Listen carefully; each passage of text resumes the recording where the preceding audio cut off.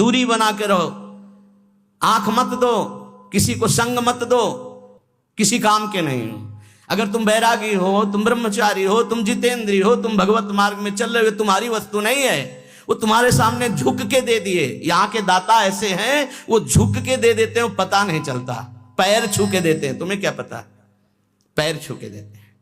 भाई जी महाराज चरण छू रहे हैं, राधा बाबा को चरण छूते छूते दे दिया। जो बाबा बाद में समझ पाए, आजीवन उनके यही है, समझ पा गए ना, तो तन मन प्राण न्यौछावर कर दिया भाई जी के ऊपर। आजीवन जहां भाई जी वहीं, अगर चिता लगी तो वहीं टीन छवा लिया बलिहार। ये समझ मेरे लिए इतना विपरीत संसार का के आप हाथ जोड़ोगे, झुकोगे, वो आपको रौंदेगा और आपकी आज्ञा का पालन नहीं करेगा। वो आपकी शेर दृष्टि बनी रहे, वो पक्का परमार्थी बन जाएगा, पक्का निकल जाएगा। और अगर ये कि यार कहीं घबरा न जाए, आजा, हाथ मिला और दुलार करके लात मारेगा तुम्हारी आज्ञा पर, लिख लो, वो तुम्हारी बात पर लात मार देगा। इससे शरीर पे लात मारना सहज होता है, आज्ञा पर लात मारना सबसे बड़ी बात होती है। एक गुरुजी का शरीर दर्द कर रहा था, शिष्य शरीर सेवी था, कहा बेटा आज बहुत शरीर में दर्द हो रहा है, हाथ से कुछ असर नहीं हो रहा, चढ़ जाओ शरीर पर, दबा दो। हे गुरुजी, नरक जाना है? मैं नरक भेजने की बात कहते हो? हम पैर से आपके शरीर में। अरे बोले बेटा आप जबान में लात मार दिया, पर पैर में, ये शरीर में क्या, जबान में लात मार दिया। अरे गुरु का शरीर है, चाहे पैर से दबाओ, चाहे आप कह दो यहां खड़े हो जाओ, अभी खड़े हो जाएंगे, क्योंकि मेरा शरीर थोड़ी है, तो आपका है, आप आज्ञा करें, आपको जैसे सुख मिले। मैं नहीं, संसार का विपरीत स्वरूप है। इसलिए उपासक बहुत सावधान। प्रायः बड़े बड़े महापुरुषों को यहां से रो के जाना होता है। क्यों? ये संसार की कटुता है। गड़ासा खा के जाना होता है, डंडे खा के जाना होता है, पर भगवान के भी पार्षद हारने वाले नहीं। तुम पीटोगे वो तुम्हें परम पद प्रदान करेंगे। इसीलिए सदैव उनका यश गाया जाता है, पर हृदय सदैव इस बात का पश्चाताप होता है कि इस जीव को अपनी सदगति के विषय, वो बिच्छू है, बिच्छू, वो डंक मारेगा, डंक मारेगा, उसे निकालना है। बड़ा विचित्र है। फिर ये लगता है कैसे कैसे जीव हैं, उनको सतमार्ग के लिए प्रेरित करो, उनको सतमार्ग की व्यवस्था करो, उनको सतमार्ग जीवन का जो धरोहर है दे दो, पर वो लात ही मारेंगे, वो अवहेलना ही करेंगे।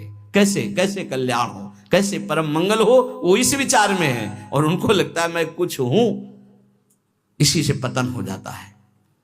तो जब तक भगवत प्राप्ति नहीं, तब तक झेल नहीं सकते संसार के भाव को। ये हम आंतरिक भाव कहते हैं, हमसे बाहरी व्यवहार तो किसी से है ही नहीं।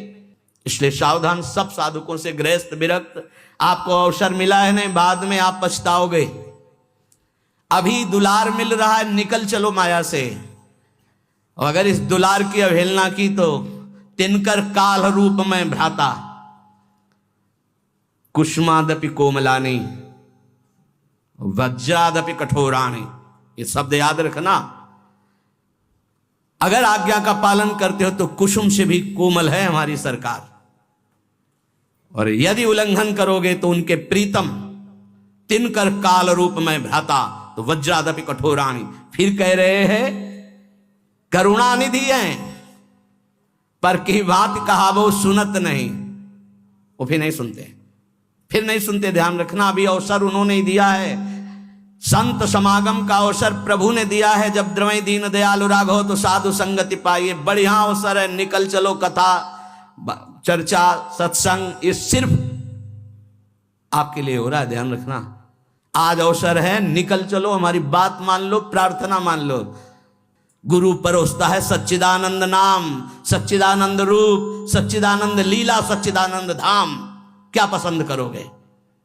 इसी भांड को पसंद करोगे। ये मलमूत्र बनाने की फैक्ट्री है, चाहे जितना बढ़िया जूस डालो, चाहे जितनी बढ़िया सामग्री डालो, 6 घंटे में दुर्गंध युक्त। इससे प्यार, उसी दुर्गंध द्वार से निकले हैं, उसी मलमूत्र के भांड में पले हैं, और फिर उसी में पैदा होने के लिए आचरण कर रहे हैं, फिर उसी गर्भ में जाएं, फिर उसी मलमूत्र के बीच में रहें। कैसी विवेक बुद्धि है। अगर निकाल करके नाम रूप लीला धाम में, तो तुमको ये पसंद नहीं आ रहा, वही पसंद आ रहा है, वही मलमूत्र के शरीर में आ सकती। शास्त्र के वचन भगवान की आज्ञा है और उस आज्ञा पे चलोगे तो तुम्हें अनुभव होगा कि भगवान तुम्हारे अनुकूल है। वो कभी प्रतिकूल हो ही नहीं सकते, मंगल भवन है। लेकिन विपरीत आचरण करने के कारण तुम्हारी विपरीत बुद्धि अनुभव कराती कि भगवान प्रतिकूल है, गुरु भगवान प्रतिकूल हैं। ऐसा नहीं होता। इसलिए बहुत संभल करके, बहुत थोड़ा जीवन है और उसको अगर संभाल के निकाल ले गए तो भगवान की प्राप्ति सहज में हो गई। वो मार्ग मिला है जो बड़े बड़े योगियों के लिए भी दुर्लभ है। ये वृंदावन रस, इसमें विशेष साधना नहीं, इसमें केवल अनन्यता है। राधा राधा राधा मेरी लाडली, पार हो जाओगे। हम यहां बड़ों का अनुकरण नहीं करते, हम अपनी बुद्धि को बड़ों के उपदेश से नहीं तौलते, हम दूसरे से सलाह लेते हैं, दूसरे के आचरण देखते हैं, दूसरी की बुद्धि से चलते हैं। बड़े कौन हैं? गीता जी, भागवत जी और महाभागवत, जो गीता भागवत को अपने जीवन में धारण किए, उनकी बात नहीं।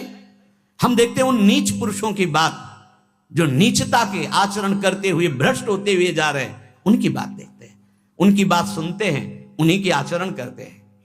ये बातें पकड़ लोगे कभी फंसोगे नहीं। हम कभी एकांत में नहीं समझाते, अगर डांटना है तो सभा में ही डांटते हैं। बात हमारी पकड़ लेना। अगर हमसे जुड़े हो, चाहे गृहस्थ हो चाहे विरक्त हो, तब तक किसी को घास मत डालना जब तक प्रिया प्रीतम ना दिखाई दे दे। हम यहां माइक से तुम्हें कह रहे हैं, जब तक गोरे सांवले गात का साक्षात्कार ना हो जाए, अगर ना हो जाए तो जीवन में किसी को शिष्य मत बनाना। नियम लिया था कि कभी नहीं बनाएंगे, पर गुरु आज्ञा करी ऐसी। गुरुदेव की आज्ञा के आगे चाहे सैकड़ों नरक मिले, उससे कोई फर्क नहीं पड़ता। गुरुदेव की आज्ञा में हमारा जीवन चाहे जिस कोटि का हो जाए, इसका कोई फर्क नहीं पड़ता। पर हम तुम्हें आज्ञा दे रहे हैं, जब तक सांवले सरकार और गोरे चरणारविंद का साक्षात्कार ना हो जाए, ममता ना हो जाए, कभी किसी को शिष्य ना बनाना। नहीं तो उनका उद्धार होगा कि नहीं पता नहीं, लेकिन तुम्हारा नहीं होगा। ऐसा फिसलन का ये मार्ग है। उपदेश देना, शिष्य बनाना, प्रचार करना, मतलब मिट्टी में मिल जाना। और भगवत साक्षात्कार है तो फिर भुने हुए चने में चाहे जितनी खाद पानी लगा दो, कभी अंकुरण नहीं होता। ये शिक्षा पकड़ लो, ये मिलती नहीं है। उदर पूर्ति के लिए भिक्षान आधा पेट, संयम नियम पूर्वक जीवन, कम सोना, निरंतर भजन करना, भगवत साक्षात्कार जल्दी हो जाना। विश्वास कर लो। वैसे भी शास्त्रीय सिद्धांत 12 वर्ष साधना में भगवत साक्षात्कार हो जाता है। कोई भी चिंतन 12 वर्ष लगातार हो तो सिद्ध हो जाता है। ये सब माया सिद्ध है। 12 जन्म से उसी का चिंतन हो रहा है। भगवान का चिंतन 12 वर्ष कर लो तो सिद्ध हो जाओगे। ये शास्त्रीय पद्धति है, ये संतों की जय घोष है। 12 वर्ष में सिद्ध हो जाता है। भैया 50 वर्ष व्यतीत हो जाते हैं, छोटे मोटे पर निंदा, पर दोष दर्शन, पर निंदा श्रवण, ये नहीं छूट पाते। भगवत साक्षात्कार तो बहुत बड़ी बात है। बहुत ऊंची उपासना में प्रवेश हो चुका है।